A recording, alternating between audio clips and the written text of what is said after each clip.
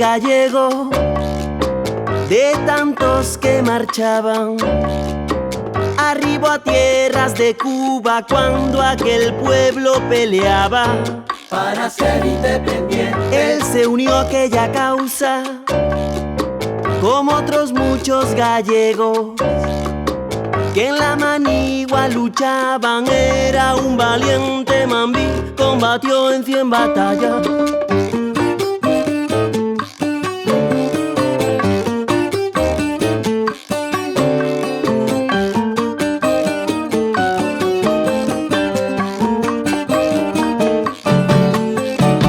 En Ranchuelo y Potrerillo, en Banao y Candelaria, el que por méritos llegó a general de brigada, venciendo en fieros combates. y allá por Hato Potrero terminó de Villa Clara.